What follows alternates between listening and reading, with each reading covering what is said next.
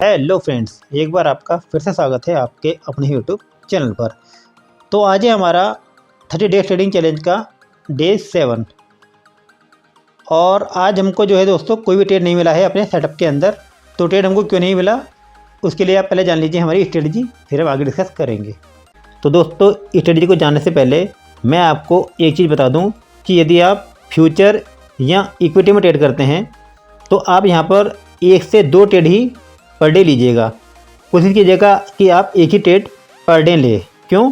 क्योंकि आज की डेट में जो फ्यूचर का लॉट है खासकर निफ्टी का वो है 75 का। तो यदि आप एक लॉट पे भी काम करते हैं तो आपका बैंक में लग जाता है 100 से 150 रुपये के आसपास ब्रोकरेज, सारे टैक्स में लाने के बाद।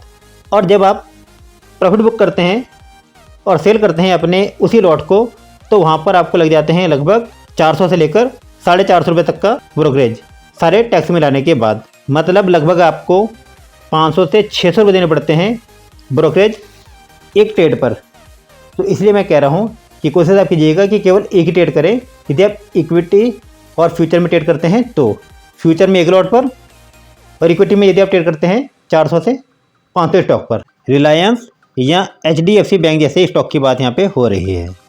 आइए अब शुरू करते हैं अपनी स्ट्रेटजी। तो दोस्तों पहली है हमारी बाइंग स्ट्रेटजी, जहाँ पर कि हमारा टाइम फ्रेम है 5 मिनट का। ट्रेड कर सकते हैं आप only equity, future, commodity, currency और यहाँ पर आप मैक्सिमम ले सकते हैं 2 ट्रेड पर डे, जो कि मैं आपको पहले ही बता चुका हूँ। और यहाँ पर जो हमारा इंडिकेटर होगा वो होगा सिंपली बॉलिंजर बैंड। इसको आपको लगा लेना है बिना कुछ भी चेंज किए। और जो स्ट्रेटजी है वो ये है कि स्टॉक यदि डाउन साइड की एक रैली बनाते हुए बॉलिंजर बैंड्स के लोअर बैंड्स के नीचे जाकर क्लोजिंग दे दे, फिर वापस से बॉलिंजर बैंड्स के अंदर आकर रेजिस्टेंस बनाए और फिर थोड़ा नीचे जाकर बॉलिंजर बैंड्स के अंदर ही सपोर्ट बनाए और उस सपोर्ट पर ही कोई बाइंग कैंडल या पैटर्न मिले या लो से लेकर स्विंग हाई तक का एरिया, मतलब एक निकलन जो बन जाती है वो छोटा है, तो ब्रेकआउट पर करेंगे बाय। लो के नीचे का लगाएंगे स्टॉप लॉस और निफ्टी के लिए जो मैक्सिमम स्टॉप लॉस होगा वो होगा केवल 30 पॉइंट्स का। टारगेट होगा हमारा 1/2 और या फिर उसको हम टेल करते जाएंगे। आइए अब जानते हैं टारगेट 1/2 के लिए कंडीशन। जैसे ही स्टॉक 1/1 पर आएगा तो हम स्टॉप लॉस को बाइंग प्राइस पर ले जाएंगे जहाँ से हमने स्टॉक को बाय किया था और 1/2 आने पर फुल प्रॉफिट बुक कर लेंगे।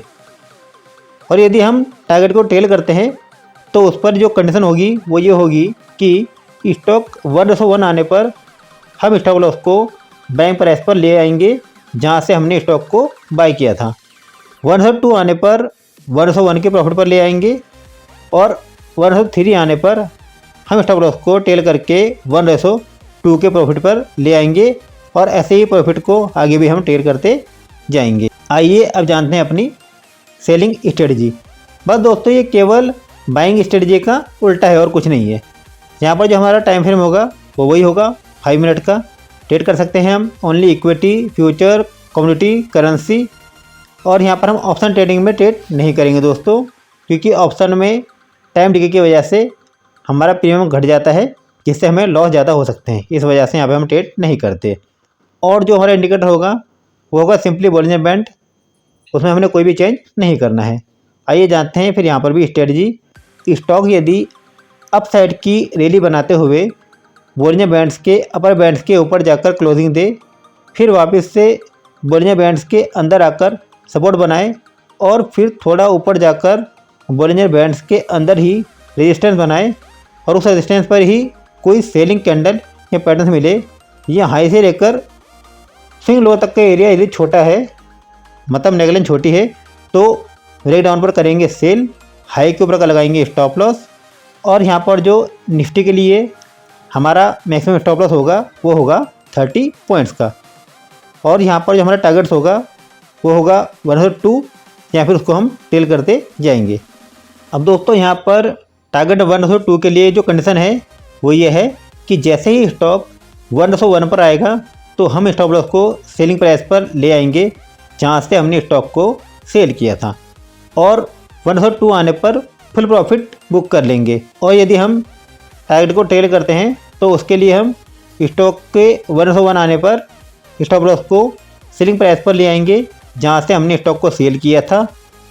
102 आने पर 101 के प्रॉफिट पर ले आएंगे और 103 आने पर हम स्टॉप लॉस को टेल करके 102 के प्रॉफिट पर ले आएंगे और ऐसे ही प्रॉफिट को आगे भी टेल करते जाएंगे।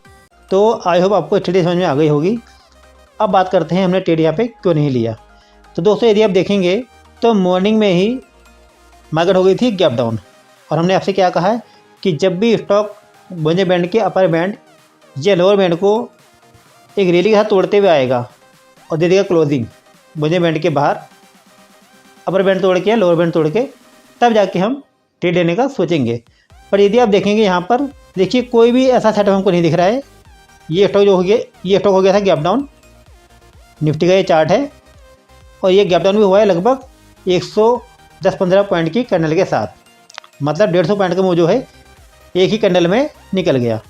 तो हमारे यहाँ पे जो बाइंग की अपॉर्चुनिटी हमको मिस लगी कि दोस्तों जब भी स्टॉक इस तरह से गिरते हुए आएगा ना, जैसे थोड़ी छोटी छोटी कैंडल बनाते हुए जा रहा है, तब तो हम ट्रेड ले सकते हैं। बट जब भी आपको दिखाई दे ना इतनी बड़ी बड़ी कैंडल बनते हुए आ रही है, तब थोड़ा रिवर्सल पैटर्न पे काम करना ठीक नहीं होता है।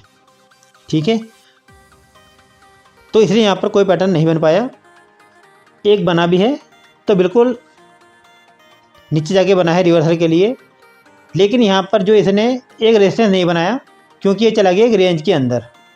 यदि आप देखेंगे तो इसने एक रेंज बना दी, जो कि हम क्या कहते हैं कि स्टॉक को तुरंत जाना चाहिए इस तरह से। अगर ये इस तरह से जाता, जैसे यूँ गया और तुरंत ही ऐसा बना देता नीचे अगर कोई पैटर्न बाइंग के लिए, तो हम यहाँ पे बाई कर सकते थे, लेकिन इसने ऐसा कोई सेटअप यहाँ पे नहीं बनाया। और दूसरी बात, इसने इस लो को नहीं तोड़ा। यदि इस लो को तोड़ के बनाता तो हम ट्रेड लेते। इसने लो को तोड़ा कब? मार्केट एंड होने के टाइम पर। तो इस कारण यहाँ पे हमने आज ट्रेड नहीं लिया।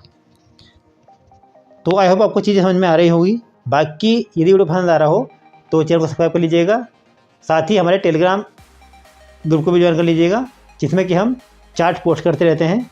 तो आज के लिए इतना ही, मिलेंगे आपसे फिर एक नई वीडियो में। तब तक के लिए बाय बाय, टेक केयर।